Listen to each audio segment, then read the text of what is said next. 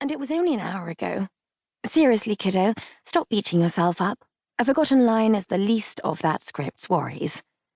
You're not being very respectful about your late grandmother's work, Akiko said, and Sabrina wrinkled her nose.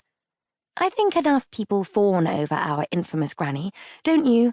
Dad's one step away from erecting a 10-foot solid gold statue of her on his balcony. And based on the script tonight, I'm baffled by the accolades. The greatest British playwright of the 20th century.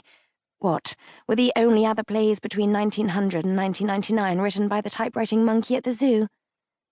The play I stuttered my way through tonight is Masquerade. Freddy took a chip from the bowl Sabrina was waving in front of her again and bit it in half.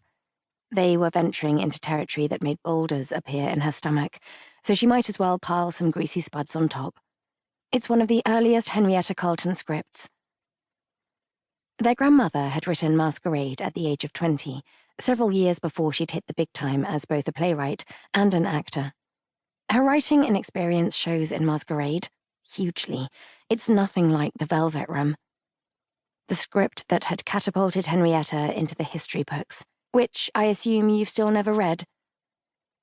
Freddy swallowed down another chip with a mouthful of sangria. The director of Masquerade wanted his cast to follow a healthy diet during the run. Nailing it. You should read it. Akiko swirled the melting ice in her own drink.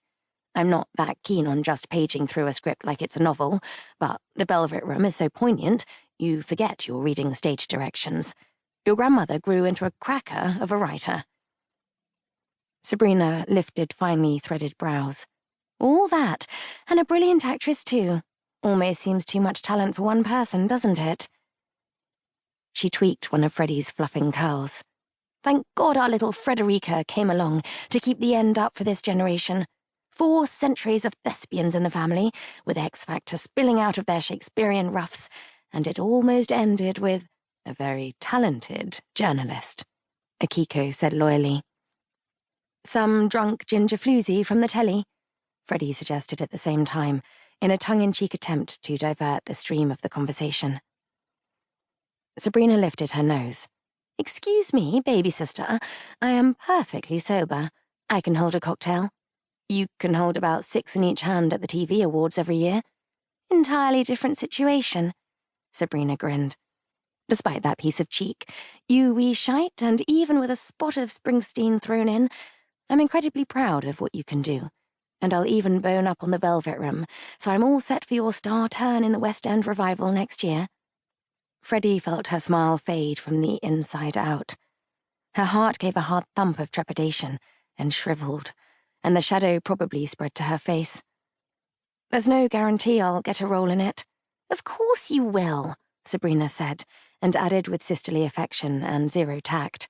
Talent aside, you're Henrietta's granddaughter. Think of the marketing opportunities. Dad's always got his eye on his investments, and this'll be a triple coup. A performance royalty from the theatre, commission from your salary, and all the media appearances he'll be able to milk out of you appearing in Grandma's tour de force. Her vivacious features slipped into that barbed wall of sarcasm that usually emerged when they were discussing their father. Thanks to the offspring who isn't a massive disappointment, Scrooge McDuck can pour another bucket of gold coins into that vault of millions he's hoarding. Freddy felt a tinge of colour rush into her cheeks, and that knot in her chest twisted. She put down the rest of the chip in her hand. Akiko folded her hands on the tabletop, studying Freddy with uncomfortably shrewd dark eyes. You do want a role in The Velvet Room, Freddy? What? Henrietta's masterpiece, the Carltons' biggest claim to fame? Sabrina waved at someone who'd just come into the pub. Freddy's always banged on about what a good script it is. She's almost as bad as Dad on that subject. Although, at least she likes it for its artistic merit, not the rewards it generates. Akiko was still looking at Freddy. She weighed her words. It's an excellent play. It really does deserve all the accolades.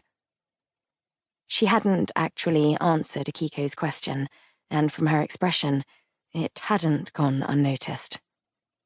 Freddy appreciated the genius of The Velvet Room, but did she really, honestly, want to act in it?